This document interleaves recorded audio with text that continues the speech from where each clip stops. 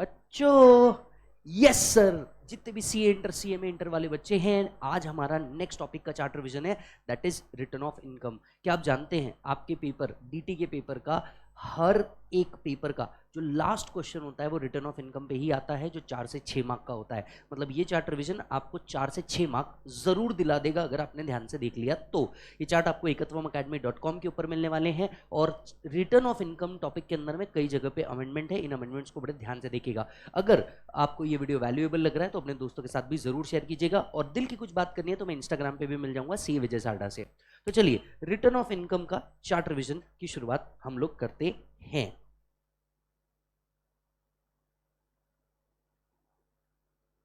जी, तो सबसे पहले आता है हमारा section 139 mandatory return. Section 139 list देता है कि किन किन लोगों को मैंडेटरी रिटर्न फाइल करना ही है।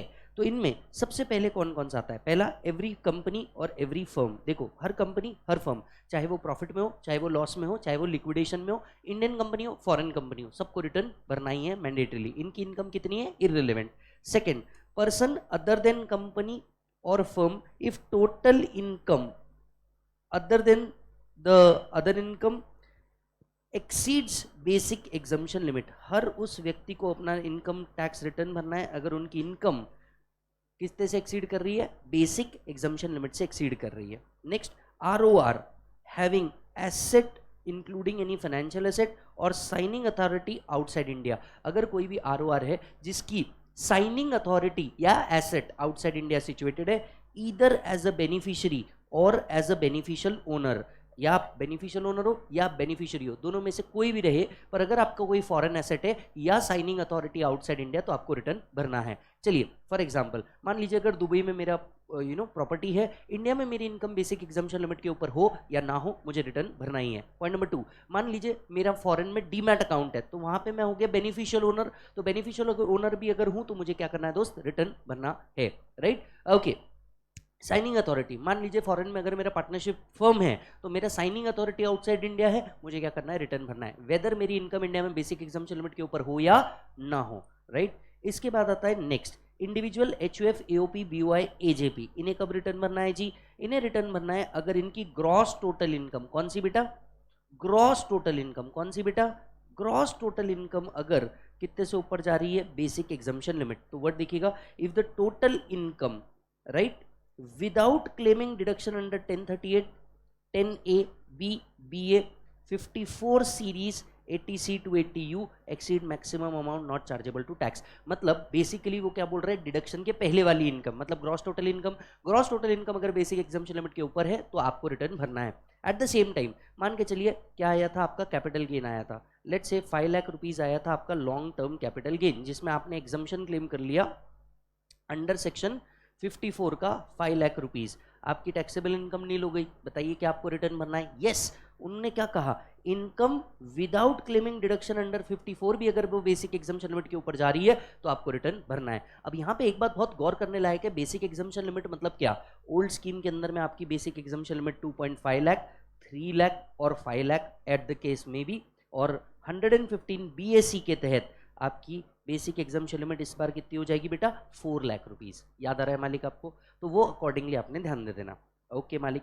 Any person other then firm और कंपनी, अगर वो डिपॉजिट करते हैं करंट अकाउंट के अंदर में इन एग्रीगेट 1 करोड़ रुपीज, चाहे वो किसी बैंक में हो या कोऑपरेटिव के अंदर में हो, सो अगर आप करंट अकाउंट के अंदर में डिपॉजिट करते हैं 1 करोड़ रुपए से ज्यादा, तो आपको क्या करना है? रिटर्न भरना है। पॉइंट टू बी नोटेड, यहाँ पे कैश डिपॉजिट वर्ड लिखा हुआ नहीं है, मतलब आपने किसी भी तरीके से अगर डिपॉजिट किया, चाहे वो आरटीजीएस आईएमपीएस के तहत ही क्यों ना हो, आपने 1 करोड़ के ऊपर डिपॉजिट किया तो आपको रिटर्न भरना है। नेक्स्ट, अगर आपका फॉरेन ट्रेवल के ऊपर खर्चा 2 लाख से ज्यादा होता है इन एग्रीगेट, खुद के लिए या किसी और पर्सन के लिए, तो मान लीजिए खुद का फॉरेन ट्रैवल का एक्सपेंडिचर 2 लाख से ऊपर हो रहा है, या मैंने किसी और का फॉरेन ट्रैवल एक्सपेंडिचर फंड किया है वो 2 लाख से ऊपर जा रहा है, तो मुझे क्या करना है बोस? बोलो जल्दी से। रिटर्न भरना है।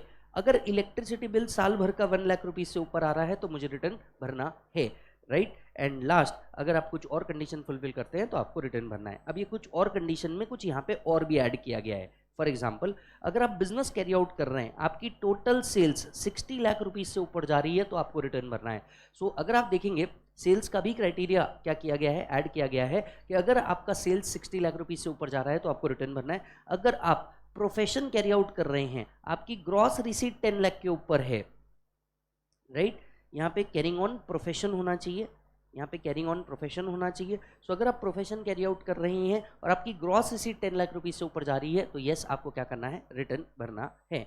अगर आप सीनियर सिटीजन है जिसकी एज कितने से ऊपर है, 60 से ऊपर है, आपका टीडीएस टीसीएस 50,000 से ऊपर कटा है तो आपको क्या करना है, रिटर्न भरना है। आप नॉन सीनियर सिटीजन है और आपका टीडीएस टीसीएस 25,000 रुपीज के ऊपर कटा है तो आपको क्या करना है, रिटर्न भरना है। सो कम ऑन, ये चारों वापस से, सेल्स 60 लाख के ऊपर है, प्रोफेशन की ग्रॉस रिसीट 10 लाख के ऊपर है, सीनियर सिटीजन है, टीडीएस टीसीएस 50,000 के ऊपर कटा है, नॉन सीनियर सिटीजन है, टीडीएस टीसीएस 25,000 के ऊपर कटा है, आपको मैंडेटरीली रिटर्न भरना है। अगर आपके पास सेविंग अकाउंट है, आप डिपॉजिट कर रहे हैं वन और मोर सेविंग अकाउंट में 50 लाख से ज्यादा, तो भी आपको क्या करना है, रिटर्न भरना है। तो भी आपको क्या करना है दोस्त, रिटर्न भरना है। और ये रिटर्न कब तक के भरना है, ये रिटर्न प्रिस्क्राइब फॉर्म के अंदर में भरना है, वेरीफाई करना है in a manner prescribe on और before the due date given in the respective act. Respective act के ड्यू डेट से पहले आपको क्या करना है, रिटर्न भरना है।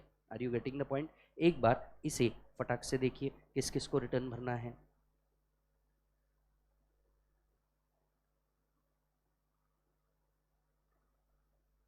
Coming up to the next point, ये रिटर्न हमें कब तक के भरना है। हमने कहा रिटर्न हमें एक ड्यू डेट तक के भरना है। बेसिकली आपको दो ड्यू डेट याद रखनी है। ड्यू डेट का सेक्शन है सेक्शन 139(1). सेक्शन 139(1) कहता है रिटर्न आपने कब तक भरना है, राइट। जनरली आपको रिटर्न भरना है 31 July of the assessment year. 31 July of the assessment year तक के आपको क्या करना है दोस्त, रिटर्न भरना है। लेकिन अगर आप टैक्स ऑडिट के लिए लायबल है या आप कंपनी है तो आपके लिए डेट है 31 अक्टूबर। सो कंपनी का रिटर्न फाइलिंग डेट 31 अक्टूबर, टैक्स ऑडिट वाला केस 31 अक्टूबर तक के रिटर्न भरना है। अगर आप टैक्स ऑडिट के अंदर में नहीं आते तो 31 जुलाई तक के आपको रिटर्न भरना है। ये रिटर्न फाइलिंग डेट पीजीबीपी में भी आपके काम आने वाली है। अगर आपको टीपी रिपोर्ट एप्लीकेबल है, that is transfer pricing report applicable है, तो 30 नवंबर को आपको क्या करना है, रिटर्न भरना है। 30 November of the assessment year. Okay, यहां पे एक बात मैं चाहूंगा कि आप सब लिख के रखें, due date of partner shall be same as firm। जो फर्म का ड्यू डेट रहेगा वही पार्टनर का ड्यू डेट रहेगा रिटर्न फाइलिंग का। तो मान के चलिए फर्म टैक्स ऑडिट में आ रहा है लेकिन पार्टनर टैक्स ऑडिट में नहीं आ रहा, तो पार्टनर का भी रिटर्न फाइलिंग डेट क्या बन जाएगा, 31 अक्टूबर। यस और नो, 31 अक्टूबर। तो ये था due date for filing ROI। Check करो।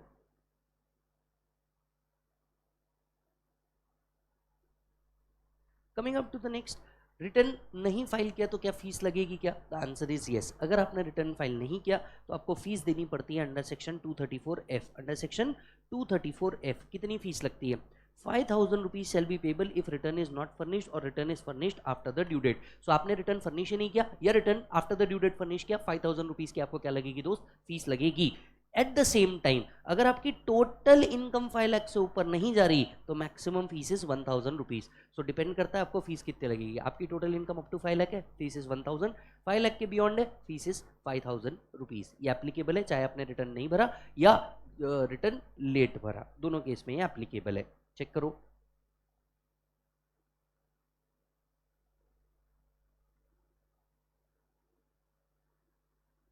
Coming up to the next, section 139(4)A return by charitable trust. अब देखिए चैरिटेबल ट्रस्ट की जो इनकम होती है ये सेक्शन 11 से 13 में एग्जम्प्ट होती है। चैरिटेबल ट्रस्ट की जो इनकम होती है वो सेक्शन 11 से 13 में क्या होती है दोस्त, एग्जम्प्ट होती है। अब ध्यान से सुनना, if the total income without giving effect to the provision of section 11 and 12 exceeds the basic exemption limit. अगर चैरिटेबल ट्रस्ट का एग्जम्पशन क्लेम करने से पहले का इनकम बेसिक एग्जम्पशन लिमिट के ऊपर है तो इन्हें रिटर्न भरना है। अगर चैरिटेबल ट्रस्ट का income before claiming the exemption कितने से ऊपर है, बेसिक एग्जम्पशन लिमिट से ऊपर है, तो इन्हें रिटर्न भरना है। अच्छा, at the same time audit भी मैंडेटरी है अगर इनकी इनकम बेसिक एग्जम्पशन लिमिट के ऊपर चले जाए। यानी क्या मैं कह सकता हूँ, ऑब्वियसली अगर बेसिक एग्जम्पशन लिमिट के ऊपर है तो ऑडिट भी कराना पड़ेगा, रिटर्न भी भरना पड़ेगा। अब रिटर्न भरना है और ऑडिट वाला केस है, मतलब ड्यू डेट क्या बन गई, 31 अक्टूबर। इनके लिए ड्यू डेट क्या बन गई दोस्त, 31 अक्टूबर, राइट। ओके, एंड अगर आपने नहीं किया तो 100 रुपीज पर डे का आपको पेनल्टी तो लगेगा ही लगेगा, and fees is also applicable. Coming up to the next 139(4)B political party. Political party का जो इनकम होता है वो एग्जम्प्ट होता है 13A के अंदर में। यस और नो? सो अगर 13A का एग्जाम्पशन क्लेम करने से पहले उनकी इनकम बेसिक एग्जाम्पशन लिमिट से ऊपर है तो उन्हें रिटर्न भरना है। For example let's say BJP की इनकम अगर आती है लेट्स से 200 करोड़, क्या इनकम बेसिक एग्जाम्पशन लिमिट से ऊपर है? द आंसर इज यस, इनको रिटर्न भरना है। So if the total income without giving effect to the provision of 13A exceed basic exemption limit, then political party is required to file return. And at the same time her political party को audit mandatory होता है क्योंकि उन्हें exemption 13A में claim करना होता है। तो 13A में exemption claim करने के लिए audit mandatory है। अब अगर audit है तो इनकी भी डेट क्या बन जाती है? 31 अक्टूबर। फिर आता है 139(4)(c). 139(4)(c) सेक्शन 10 में जो एग्जाम्पशंस क्लेम कर रहे हैं अलग अलग इंस्टीट्यूट, यूनिवर्सिटी, कॉलेज एक्सेट्रा, इनकी इनकम अगर बेसिक एग्जाम्पशन लिमिट से ऊपर है विदाउट क्लेमिंग द एग्जाम्पशन तो इनको रिटर्न भरना है। If specific entities like hospital, medical institution, total income without giving effect to the provision of section 10 exceed basic exemption limit, then these entity required to file return. अब इसमें से कुछ entity ऐसे है जिनको ऑडिट कराना है, कुछ एंटिटी ऐसे है जिनको ऑडिट नहीं कराना, तो दोनों डेट बन सकती है, जुलाई भी बन सकती है और अक्टूबर भी बन सकती है, डिपेंडिंग अपॉन ऑडिट एप्लीकेबल है या ऑडिट एप्लीकेबल नहीं है। देन आता है 139(4)(d). 139(4)(d) ऐसे इंस्टीट्यूट्स, यूनिवर्सिटी या कॉलेज को कवर करता है जो सेक्शन 35 साइंटिफिक रिसर्च का बेनिफिट ले रहे हैं। yes or no? So all above are required mandatorily file the return. तो जितने भी इंस्टीट्यूट सेक्शन 35 का अप्रूवल लेके बैठे हैं इनको मैंडेटरीली रिटर्न भरना है, चाहे प्रॉफिट आए चाहे लॉस आए। 139(4)(e) हर बिजनेस ट्रस्ट दो प्रकार के होते हैं, एक होता है रीट, दूसरा होता है इनविट। ये बिजनेस ट्रस्ट के टाइप है, आपको सीधा सीधा याद रखना है बिजनेस ट्रस्ट को क्या करना है, रिटर्न फाइलिंग करनी है, खत्म हो गई बात, चाहे दुख हो चाहे सुख हो चाहे प्रॉफिट हो चाहे लॉस हो। Are you getting the point? Yes. So एक बार ये 139 की सीरीज आप फट से पढ़ लीजिए।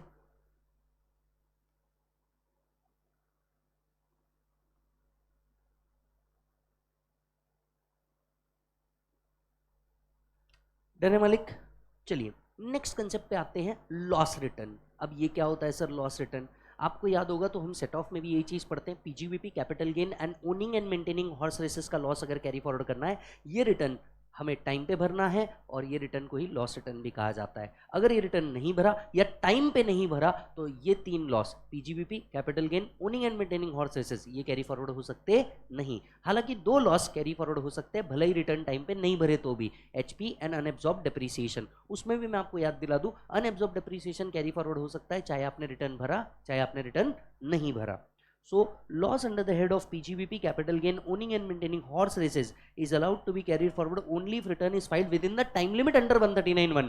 139(1) का time limit क्या था? जुलाई या अक्टूबर, as the case may be. However, two losses can be carried forward even if the ROI is not filed. यहाँ पे लिखिए on time,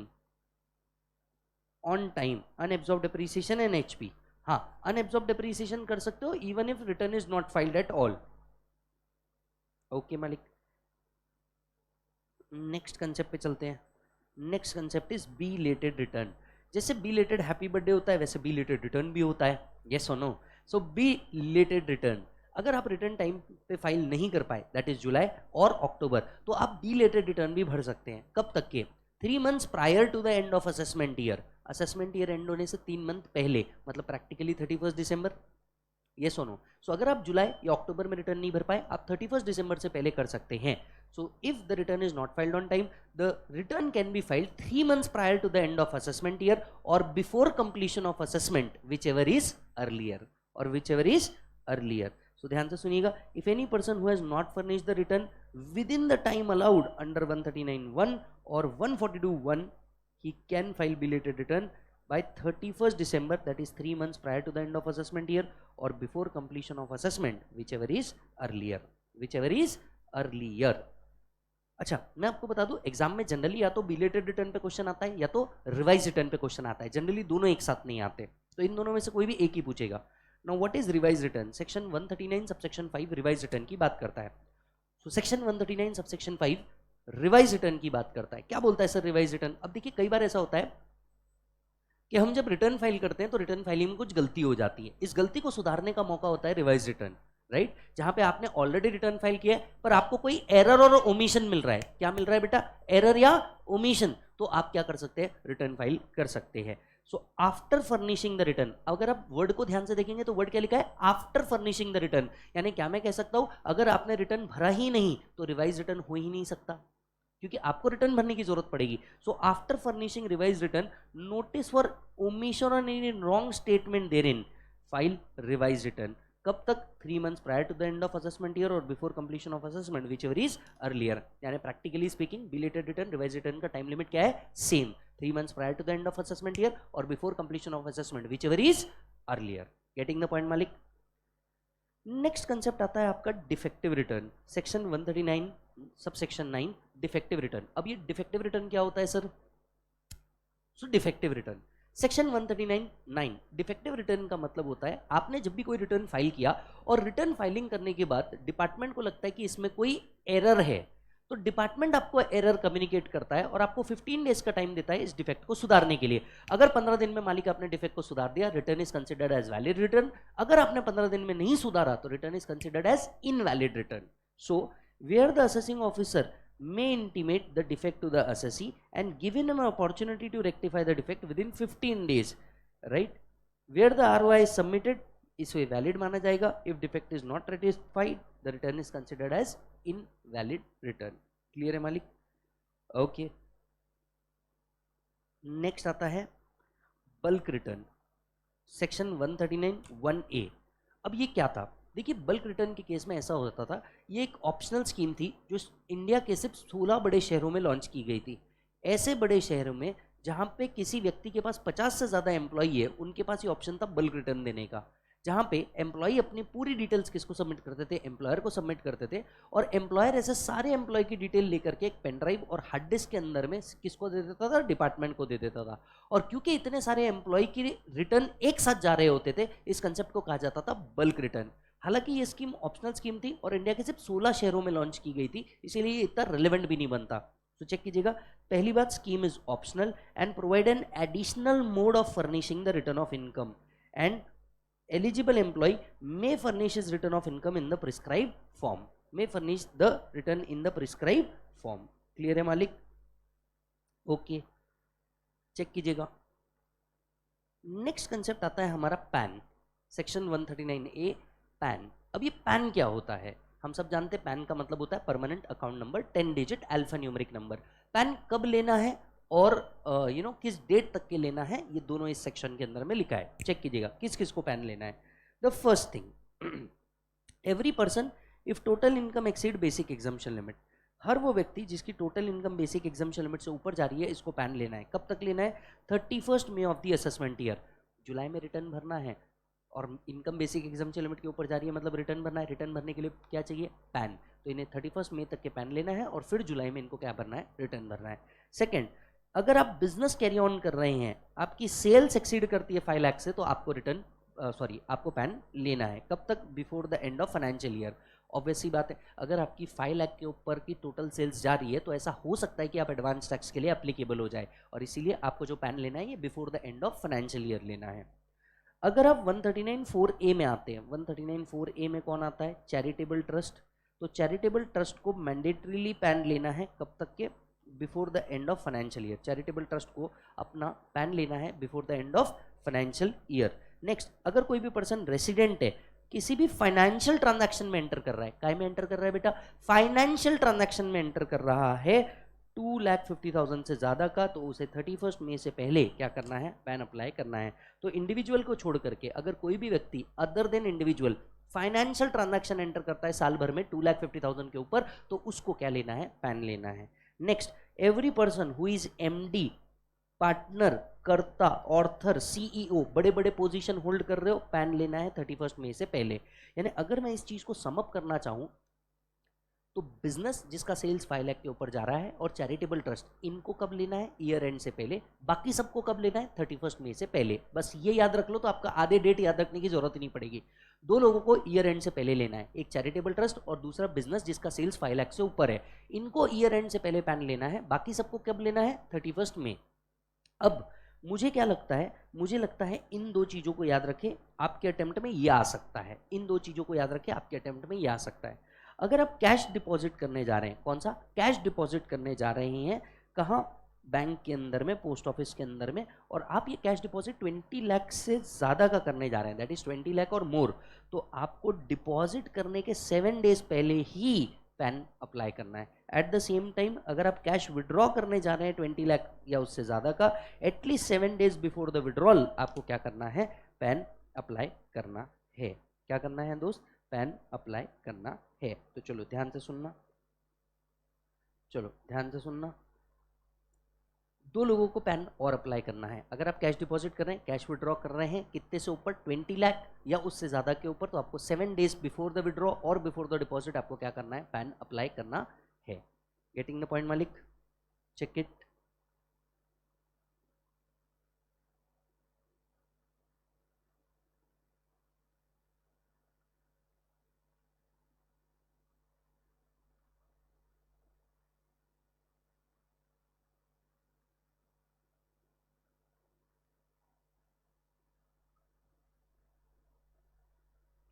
साथ ही साथ एक और पॉइंट आता है यहाँ पे, साथ ही साथ एक और पॉइंट आता है यहाँ पे, any person who intend to open current account. अगर आप करंट अकाउंट ओपन करवाने जा रहे हैं तो करंट अकाउंट ओपन कराने के 7 दिन पहले आपको क्या करना है, पैन अप्लाई करना है। तो इनको भी पैन अप्लाई करना है। ये जो लास्ट के 3 है, cash deposit, cash withdrawal and current account, ये याद रखिएगा एग्जाम पॉइंट ऑफ व्यू से। मुझे लगता है शायद ये आपको आ सकता है, राइट। अगर आपने पैन कोट नहीं किया या गलत पैन कोट किया तो आपको पेनल्टी लगेगी 10,000 rupees for each such default. कितनी लगेगी बेटा, 10,000 रुपीज लगेगी for each such default. Next section आता है 139AA, आ से आधार। आ से आधार। अब देखिए हम सब जानते हैं फ्रॉम 1 जुलाई 2017 पैन अप्लाई करते वक्त या रिटर्न फाइलिंग करते वक्त कोट करना, आधार नंबर कोट करना क्या हो चुका है, मैंडेटरी हो चुका है। एट द सेम टाइम आपको एक लास्ट डेट मिली थी 2023 में कि आपको आधार और पैन को क्या करना था, लिंक करना था। अगर आप आधार और पैन को क्या नहीं करते बेटा, लिंक नहीं करते, तो ऐसे केस में क्या होता है, आपका जो पैन है उसको इनऑपरेटिव डिक्लेयर कर दिया जाता है।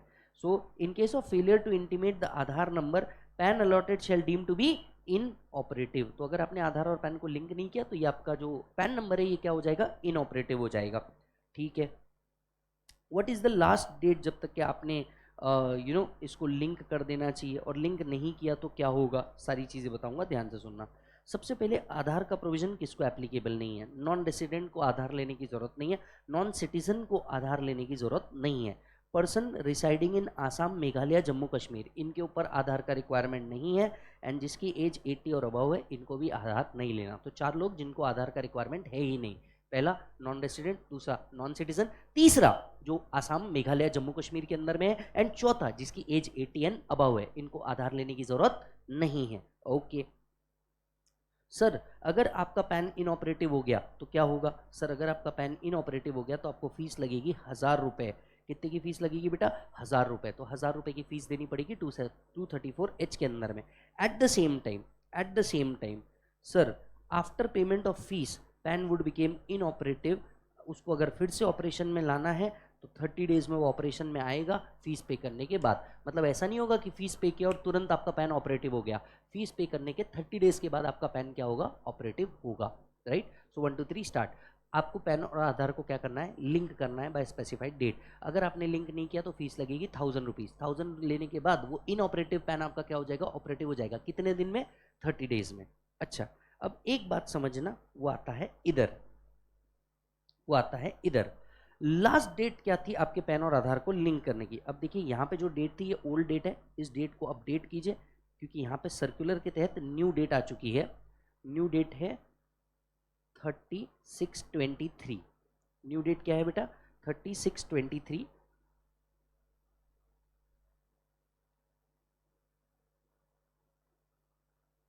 Done.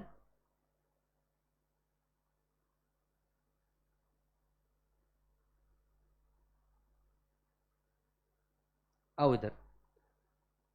A person whose PAN has become inoperative would be eligible for following consequences from 1/7/2023। मतलब लास्ट डेट कब की थी, 30/6/2023। ये डेट याद रखिएगा, 30/6/2023 पैन और आधार को लिंक करने की लास्ट डेट थी। एक साथ से 4 कॉन्सिक्वेंसेज होंगे। मुझे लगता है ये पार्ट अब आपके लिए इंपॉर्टेंट है।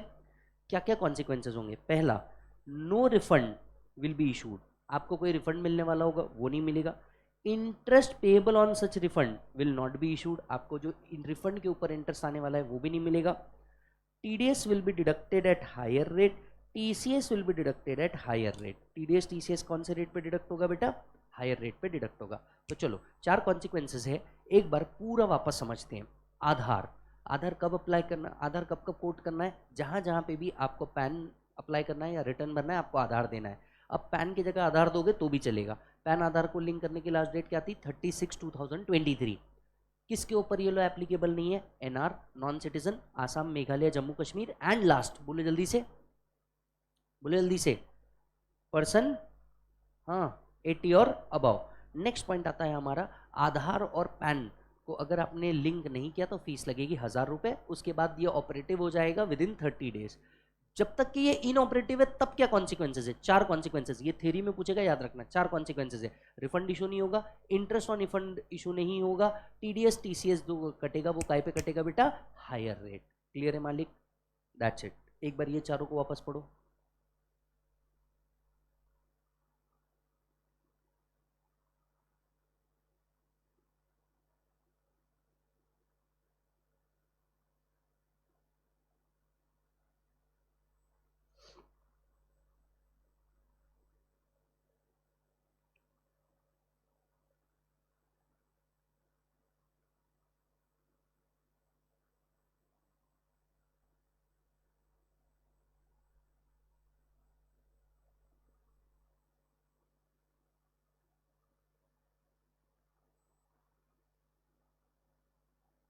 देन चलिए नेक्स्ट कंसेप्ट के ऊपर आते हैं, return through TRP। Return through TRP, अब ध्यान से सुनना। TRP क्या था? Tax return preparers. ये ऐसे ऐसे प्रोफेशनल्स थे जिनको रिटर्न फाइलिंग के लिए ऑल्टरनेटिव बोल करके देखा गया। ऑल्टरनेटिव किसके अगेंस्ट में? आप CA CS CMA के अगेंस्ट में एज एन ऑल्टरनेटिव देखा गया कि ये लोग भी क्या कर सकते हैं? रिटर्न भर सकते हैं। रिटर्न भरने के लिए TRP कौन हो सकता है? Any individual, right. कौन TRP नहीं बन सकता? Sir chartered accountant can not be TRP। समझ रहे हो? तो ये प्रोविजन ही तुम बहुत सारे तुम्हारे अगेंस्ट में आई थी कि chartered accountant can not be TRP। दूसरा, legal practitioner can't be TRP। Legal practitioner जो है वो भी TRP नहीं बन सकते, दैट इज एडवोकेट्स TRP नहीं बन सकते। An employee of a specified class और क्लासेस ऑफ पर्सन, कुछ क्लास और क्लासेस ऑफ पर्सन जो स्पेसिफाई किए होंगे, जैसे एम्प्लॉय ऑफ शेड्यूल्ड बैंक, ये भी TRP नहीं बन सकते। At the same time TRP कुछ रिटर्न फाइल नहीं कर सकते। ये एग्जाम में काम की चीज। कौन से रिटर्न TRP फाइल नहीं कर सकते? ये एग्जाम में काम की चीज। पहला, ऐसे रिटर्न जो टैक्स ऑडिट के अंदर में कवर है। अगर SSC टैक्स ऑडिट के अंदर में कवर है तो TRP उसका रिटर्न नहीं भर सकता। सेकंड, रिवाइज रिटर्न TRP नहीं भर सकता अगर ओरिजिनल रिटर्न TRP ने नहीं भरा है। तो टैक्स ऑडिट वाले केस TRP रिटर्न फाइल नहीं कर सकता। ओरिजिनल रिटर्न TRP ने नहीं भरा तो रिवाइज रिटर्न TRP नहीं भर सकता। तीसरा, person not resident in India, NR का बोलो जल्दी से, रिटर्न TRP फाइल नहीं कर सकता। क्लियर है मालिक? 3 रिटर्न TRP फाइल नहीं कर सकता। बोलो कौन कौन से? पहला टैक्स ऑडिट वाला, दूसरा अगर ओरिजिनल रिटर्न TRP ने नहीं भरा तो रिवाइज रिटर्न TRP नहीं भरेगा, तीसरा person not resident in India, इनका रिटर्न TRP फाइल नहीं कर सकता। क्लियर है मालिक? ओके, नेक्स्ट कंसेप्ट आता है updated return. Very very very very important. आपके अटेम्प्ट में इस बार इसी पे क्वेश्चन आएगा, मेरी बात मान के चलिएगा, क्योंकि यहाँ आया है अमेंडमेंट। फाइनेंस एक्ट 25 से यहाँ पे आया है दोस्त अमेंडमेंट। और मैं आपको बता दूं, अगर आपने रेगुलर या फास्ट ट्रैक बैच हमारा ले रखा है तो इसके अंदर में हम लोगों ने कंसेप्ट को क्वेश्चन सॉल्व किए हैं, बहुत सारे क्वेश्चन। अच्छा, इनफैक्ट अगर आपको याद होगा तो पिछले 4 अटेम्प्ट के क्वेश्चन हमने एट एक्चुअल पेपर निकाल करके इसको सॉल्व किया है। MRP के अंदर में रिटर्न के जितने क्वेश्चन दिए, अगर आप उतने क्वेश्चन रट के भी चले जाओ तो 4 मार्क बिल्कुल वहीं से आपको फ्री में मुफ्त में आएंगे। और मैंने तो आपको फास्ट ट्रैक और रेगुलर में बताया भी है। सबसे पहले जाके कौन सा सॉल्व करने का? 4A, फिर जाके सॉल्व करने का 4B। याद आ रहा है क्या मालिक? क्योंकि यहाँ आपको 10 मार्क शॉर्ट मिलने वाले हैं, तो पहले ये शॉर्ट 10 मार्क ले लेने का और फिर ही आगे बढ़ने का। Are you getting the point? Okay, तो चलो आते हैं अपडेटेड रिटर्न। अपडेटेड रिटर्न क्या होता है? देखिए, एसएससी ने अगर पहले अपडेटेड रिटर्न भरा या अपडेटेड रिटर्न नहीं भरा, सॉरी, अगर एसएससी ने पहले रिटर्न भरा या एसएससी ने पहले रिटर्न नहीं भरा, इन बोथ द केसेस आप अपडेटेड रिटर्न फाइल कर सकते हैं। इन बोथ द केसेस आप क्या कर सकते हैं दोस्त? अपडेटेड रिटर्न फाइल कर सकते हैं। सो एनी पर्सन वेदर और not he has furnish the return, मतलब उसने 139(1) में नॉर्मल रिटर्न भरा, 139(4) में बिलेटेड रिटर्न भरा या 139(5) में रिवाइज रिटर्न भरा, इन तीनों ही केसेस में वो अपडेटेड रिटर्न भी भर सकता है। यानी आपने पहले रिटर्न भरा या आपने रिटर्न नहीं भरा, दोनों भी केस में वो अपडेटेड रिटर्न भर सकता है। अब अपडेटेड रिटर्न में फाइनेंस एक्ट 25 से अमेंडमेंट आया है, इस बात को थोड़ा ध्यान से सुनना। फाइनेंस एक्ट 25 से क्या अमेंडमेंट आया है? लास्ट ईयर तक के, राइट, जिनका अटेम्प्ट जनवरी 26 तक के था, आपको याद होगा तो अपडेटेड रिटर्न कब तक के भरा जा सकता था? 24 मंथ्स तक के भरा जा सकता था। फाइनेंस एक्ट 25 ने इस 24 को 48 कर दिया है। तो ये हुआ पहला अमेंडमेंट। अब आप 2 साल नहीं 4 साल तक के अपडेटेड रिटर्न भर सकते हैं। So updated return can be submitted at any time within 48 months from the end of relevant assessment year. Relevant assessment year से 48 मंथ्स तक के आप कभी भी अपडेटेड रिटर्न भर सकते हैं। आप कभी भी अपडेटेड रिटर्न भर सकते हैं। अच्छा, कुछ केसेस ऐसे हैं जहां पे updated return cannot be submitted, मतलब कुछ केस में आप अपडेटेड रिटर्न नहीं भर पाएंगे। इस लिस्ट के ऊपर आपको क्या आ सकता है? क्वेश्चन आ सकता है। क्वेश्चन कैसे आएगा मैं वो भी बता देता हूं, थैंक मी लेटर सर। और हाँ, इतनी मेहनत के लिए वीडियो को एक बार लाइक करके जाइएगा, और कोई ना कोई बच्चे से रिक्वेस्ट है, प्लीज टाइम स्टैम्प जरूर लगा देना कौन सा प्रोविजन कहाँ है, ताकि आगे के बच्चों को भी हेल्प हो जाए। तो जरा ध्यान से सुनना, updated return cannot be submitted. इसके ऊपर कैसे क्वेश्चन आएंगे? Give any 4 instances, give any 5 instances where updated return cannot be furnished. तो ये लिस्ट आपके लिए इस तरीके के क्वेश्चन के काम की है कि कौन कौन से केसेस में अपडेटेड रिटर्न नहीं भर सकते। इसके ऊपर इस तरीके का क्वेश्चन बनेगा। तो situation number 1, if updated return is a return of loss. याद रखें, अपडेटेड रिटर्न हमेशा रिटर्न ऑफ इनकम ही होना चाहिए, रिटर्न ऑफ लॉस नहीं होना चाहिए। आई मीन टू से, पहले आपने लॉस रिटर्न भरा था, अभी आपने अपडेटेड रिटर्न लॉस बढ़ा के कर दिया, updated return cannot be submitted. पहले आपने लॉस रिटर्न भरा था, अब आपने लॉस कम करके रिटर्न भरा, updated return can be submitted. क्यों? क्योंकि अगर आपने लॉस रिड्यूस किया है, जिसका मतलब आपने इनकम बढ़ाई है, तो अपडेटेड रिटर्न हो सकता है। पहले लॉस का रिटर्न था, अब आपने इनकम का रिटर्न दिखाया, अपडेटेड रिटर्न हो सकता है। पहले इनकम का रिटर्न था, अब आपने लॉस का रिटर्न दिखाया, अपडेटेड रिटर्न नहीं हो सकता। बेसिकली अपडेटेड रिटर्न से डिपार्टमेंट का फायदा होना चाहिए, आपका नहीं। समझ में आ रहा है? तो इसमें आपकी इनकम बढ़नी चाहिए, कम नहीं होनी चाहिए मालिक। Second, updated return has a effect of decreasing the total tax liability. अगर आपकी अल्टीमेटली टैक्स लायबिलिटी रिड्यूस हो रही है, तो आपका अपडेटेड रिटर्न सबमिट नहीं हो सकता। या फिर आपका रिफंड इंक्रीज हो रहा है, तो आप अपडेटेड रिटर्न फर्निश नहीं कर सकते। ये तो बात हम कर रहे हैं कि भैया अगर इसमें आपका फायदा हो रहा होगा तो डिपार्टमेंट चाहते ही नहीं कि तुम ये रिटर्न भरो। नेक्स्ट, अगर आपके घर में सर्च इनिशिएट हुई है, या आपके प्रीमाइसेस पर सर्च इनिशिएटेड हुई है, या फिर सर्वे हुआ है, तो आप अपडेटेड रिटर्न नहीं भर सकते। बेसिकली आपके यहाँ पे रेड या सर्वे हुआ है, अपडेटेड रिटर्न नहीं भर सकते। Notice has been issued to effect that any money bullion jewellery has been seized, right, in case of other person but belongs to you. Raid किसी और के यहां पड़ी, पर वो जो चीज मिली वो आपसे रिलेटेड है, अपडेटेड रिटर्न नहीं भर सकते। तो भैया दोस्त के यहां छापा पड़ा, पर वहां पे चीजें आपकी मिली, इस केस में भी अपडेटेड रिटर्न नहीं भर सकते। Where updated return is already furnished, अगर किसी साल के लिए ऑलरेडी अपडेटेड रिटर्न फर्निश हुआ है, तो आप वापस से अपडेटेड रिटर्न फर्निश नहीं कर सकते। असेसमेंट रीअसेसमेंट चालू है आपका, ऑलरेडी पेंडिंग है, आप अपडेटेड रिटर्न नहीं भर सकते। तो असेसमेंट रीअसेसमेंट मतलब डिपार्टमेंट में ऑलरेडी आपका असेसमेंट चालू है, अपडेटेड रिटर्न नहीं भर सकते।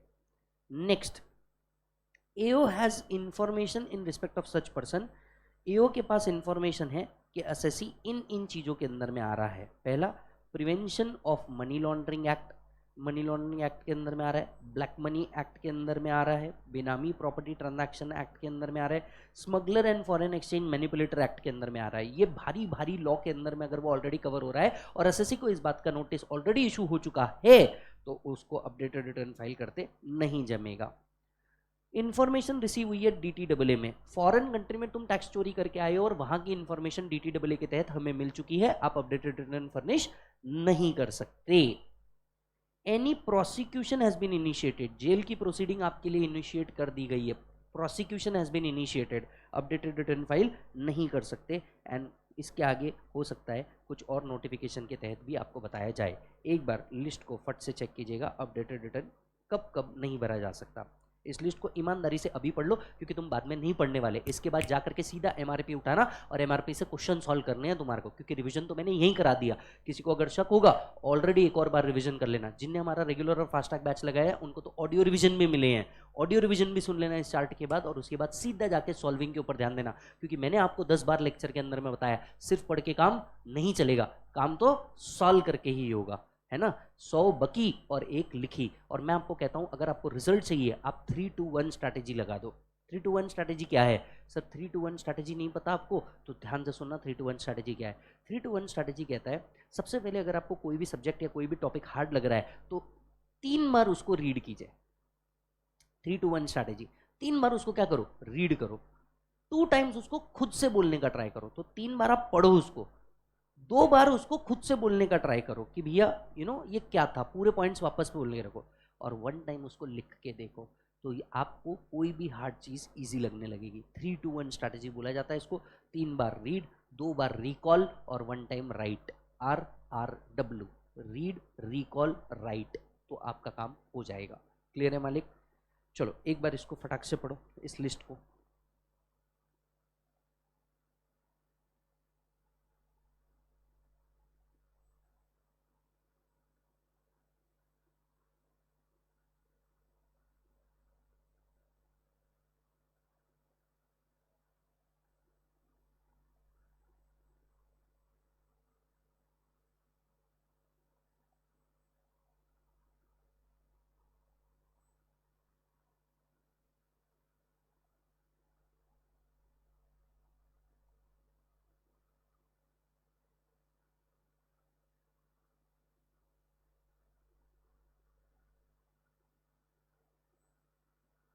डन? Yes sir. बढ़ते हैं आगे। अब देखो जब भी आप अपडेटेड रिटर्न भरेंगे ना तो अपडेटेड रिटर्न में आप अपनी इनकम बढ़ाएंगे, हाँ या हाँ? अरे हाँ या हाँ? हाँ। अब अगर आपकी इनकम बढ़ेगी तो ऑब्वियसली आपका टैक्स भी बढ़ेगा, हाँ या हाँ? राइट, आपका टैक्स इंक्लूड होगा तो आप एग्जिस्टिंग टैक्स तो पे करेंगे ही करेंगे, आपको इसके साथ साथ क्या पे करना पड़ेगा, एडिशनल टैक्स भी पे करना पड़ेगा। तो बॉस आपको जो आपकी इनकम बढ़ी है तो आपकी इनकम बढ़ी है तो ऑब्वियसली आपका टैक्स बढ़ेगा। अच्छा, क्योंकि आपने इतना टैक्स पहले कम पे किया होगा तो ऑब्वियसली बात है आपका इंटरेस्ट भी लगेगा, राइट। तो टैक्स और इंटरेस्ट तो लगेगा ही लगेगा, लेकिन इसके साथ साथ आपको एडिशनल टैक्स भी देना पड़ेगा, और ये एडिशनल टैक्स लिखा है सेक्शन 140 सबसेक्शन बी के अंदर में। और यहाँ पे भी फाइनेंस एक्ट 25 ने अमेंडमेंट लाया है, यहाँ पे भी फाइनेंस एक्ट 25 ने क्या लाया है, अमेंडमेंट। तो मान के चलिए पहले मेरी नॉर्मल रिटर्न में इनकम थी 5 लाख रुपीज, मैंने अपडेटेड रिटर्न में 15 लाख दिखाई है, तो ऑब्वियसली अब जो मुझे टैक्स पे करना पड़ेगा वो किस पे करना पड़ेगा, 15 लाख। और ये टैक्स मैंने सही टाइम पे नहीं किया था, मतलब ऑब्वियसली बात है मुझे इंटरेस्ट भी पे करना पड़ेगा। लेकिन ये दो पे करने के साथ साथ मुझे एक और चीज पे करनी पड़ेगी। क्या पे करनी पड़ेगी बोलो बेटा? एडिशनल टैक्स भी पे करना पड़ेगा। क्या पे करना पड़ेगा बोलो बेटा? एडिशनल टैक्स भी पे करना पड़ेगा। अब जरा ध्यान से सुनते हैं एडिशनल टैक्स पेबल कितना है। तो सर एडिशनल टैक्स पेबल कैसे कैलकुलेट करेंगे वो देखना। अगर आपने रिटर्न, अच्छा आप मुझे बताओ अपडेटेड रिटर्न कब तक के भरा जा सकता था? लास्ट ईयर तक के 24 मंथ्स, इस साल से 48 मंथ्स तक के, यस और नो? तो अगर आपने updated return up to 12 months में भर दिया from the end of relevant assessment year, उस असेसमेंट ईयर के एंड से 12 मंथ के अंदर में भर दिया, तो additional tax is 25% of the tax and interest. तो जो भी आपका टैक्स है, टैक्स मतलब क्या, income tax plus surcharge plus HEC plus interest, ये दोनों का जो भी टोटल आता है इसका 25% आपको एडिशनल टैक्स भरना है। अगर आपने अपडेटेड रिटर्न ऑफ इनकम कब तक के भर दिया? Within 12 months. Updated return of income कब तक भर दिया? Within 12 months. अगर आपने रिटर्न, ध्यान से सुनना, अगर आपने return beyond 12 months up to 24 months भरा है, अगर आपने return beyond 12 months but before completion of 24 months भरा है तो it will become 50% of tax and interest. अगर आपने, अब देखिए यहाँ पे अमेंडमेंट आया है क्योंकि ईयर इसके आगे ऐड हुए हैं, बियॉन्ड 24 मंथ्स बिफोर 36 मंथ्स भरा है तो 60% of the tax and interest, 60% of the tax and interest. और अगर अपडेटेड रिटर्न आपने beyond 36 months up to 48 months भरा है तो 70% आपको भरना पड़ेगा। ये 70% इनकम का है क्या? नहीं, ये 70% किसका है? टैक्स प्लस इंटरेस्ट का 70% एज एडिशनल टैक्स है। तो कम ऑन, इसको एक बार लर्न कर लो। अप टू 12 मंथ्स आपने किया 25%, 12 मंथ्स टू 24 मंथ्स में किया 15%, 24 मंथ्स टू 36 मंथ्स में किया 60%, एंड 36 टू 48 मंथ्स में किया 70%। ये परसेंटेज किसका है बेटा? टैक्स प्लस इंटरेस्ट का 25, 50, 60 या 70% आपको देना है, यस और नो। अब मुझे एक बात बताना, पहले मेरी इनकम थी 5 लाख, मैंने बड़ा करके कर दी 15 लाख, पर 5 लाख पे भी जो मैंने टैक्स दिया ही था, तो जब मैं 15 लाख का टैक्स निकालूंगा, ये जो टैक्स मैंने 5 लाख का पे किया है वो माइनस करना है नहीं करना है? ऑब्वियस सी बात है, मैं नेट टैक्स निकालूंगा ना। तो वही चीज यहाँ पे लिखी है कि आपने जो टैक्स पे किया है, understand, where assessee has furnished the return, the tax payable shall be computed after reducing. तो जो आपका नेट टैक्स पेबल है वो कैसे निकालेंगे? After reducing. आपने कुछ टैक्स ऑलरेडी पे किया होगा, आपने कुछ टीडीएस एएमटी क्रेडिट ऑलरेडी लिया होगा, आपने कोई रिलीफ ऑलरेडी लिया होगा। In short, net tax plus interest का 25%, 50%, 60% और 70% अकॉर्डिंगली कंप्यूट करना है। Are you getting the point? Yes, right. और साथ ही साथ में 234 ए एंड बी का भी इंटरेस्ट क्या होगा? चेंज हो जाएगा, वो यहाँ पे लिखा हुआ है। चेक करो मालिक, ये परसेंटेज एक बार अच्छे से याद करना है। यस मालिक। तो आपको एक चीज याद रखनी है कि भैया क्योंकि आपका टैक्स बढ़ रहा है, तो ऑब्वियस सी बात है आपने इतना टैक्स कम पे किया तो उसका इंटरेस्ट भी लगेगा 234 ए बी एंड सी का। तो 234 ए बी एंड सी भी क्या किया जाएगा? चेंज किया जाएगा। क्लियर है मालिक? That's it. ये था अपडेटेड रिटर्न। तो अपडेटेड रिटर्न में दो चीजें आपको याद रखनी है। पहला, 24 मंथ्स हैज बिकेम 48 मंथ्स, और एडिशनल टैक्स 140 में भी चेंज आया है। कितना? 12 महीने तक रिटर्न भर दो from the end of assessment year 25%, 12 से 24 मंथ 50%, 24 से 36 मंथ 60% एंड 36 टू 48 मंथ 70% आपको भरना पड़ेगा। यस मालिक, दैट्स इट। तो जी हाँ मालिक, यहाँ पे हमारा सीए इंटर सीएमए इंटर का एक और इंपॉर्टेंट चार्ट रिवीजन खत्म होता है। इसके बाद आपने क्या करना है? अगर आपको ऐसा लगता है कि एक और बार आपने सुनना है तो इस चार्ट को एक और बार फटाफट देख लीजिए, या तो अब जो मैंने ऑडियो रिविजन्स दिए हैं क्लास के अंदर में आप उसको भी सुन सकते हैं, नहीं तो अब आपको सीधा सीधा जाना है और एमआरपी उठाना है। एमआरपी उठा करके क्वेश्चन एंड आंसर को क्या करना है दोस्त? सॉल्व करना है। यस और नो? जहां पे अटको वहां प्रोविजन वापस से देख लो, कोई दिक्कत वाली बात नहीं है। और अगर आपको लगता है कि नहीं इसको बहुत डिटेल में और डीप में पढ़ना है तो आप रेगुलर फास्ट ट्रैक की तरफ भी जा सकते हैं, पर आपको क्या करना चाहिए? ये फटाफट चेक कर लेना चाहिए। डन है मालिक?